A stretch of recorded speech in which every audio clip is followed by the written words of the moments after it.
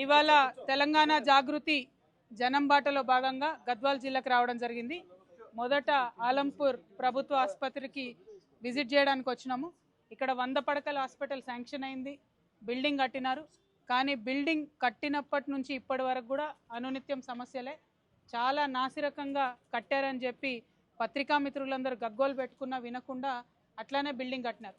కట్టిన బిల్డింగ్ని కూడా 3 సంవత్సరాలు వాడకుండా పెట్టినారు. వాడకుండా పెడితే బలవంతంగా మరి ప్రజలందరూ కలిసి ఇంకా ఓపెన్ చేయండి పాడవుతుంది బిల్డింగ్ అంటే ఓపెన్ చేసినారు.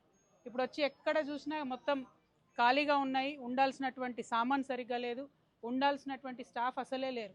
నేను పదే పదే చెప్తున్నది ఒకటే, 15 జిల్లాలకు పోతే ఏ జిల్లాకు పోయినా కూడా అక్కడ ఉండేటటువంటి అరకొర వసతులతో అయినా సరే ప్రభుత్వ డాక్టర్లైనా, ప్రభుత్వ నర్సులైనా, శానిటేషన్ సిబ్బంది అయినా ఎంత వీలైతే అంత పేద ప్రజలకు సేవ చేస్తూ ఉన్నారు వాళ్ళకు ఉన్నటువంటి పరిమితులలో. కానీ ప్రభుత్వాలు మాత్రం మరి అండగా నిలబడి పెద్ద ఎత్తున క్యాడర్ స్ట్రెంత్ ఇద్దాము, డాక్టర్స్ ఇద్దాము, నర్సులను ఇద్దాము అనేటటువంటి ఆలోచన కనబడటం లేదు. దానివల్ల అల్టిమేట్గా ప్రజలకే ఇబ్బంది అవుతున్నటువంటి పరిస్థితిని మనం గమనిస్తున్నాం.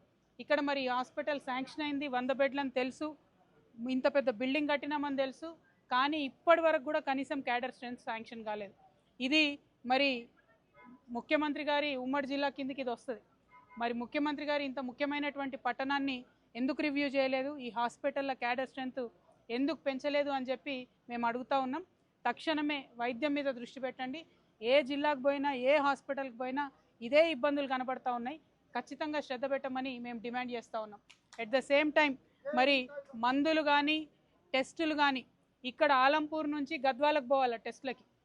ఇక్కడ ఇచ్చినటువంటి శాంపుల్స్ అక్కడికి పంపించి రిజల్ట్స్ రావడానికి మినిమం 1 or 2 days పట్టేటటువంటి పరిస్థితి ఉంటుంది.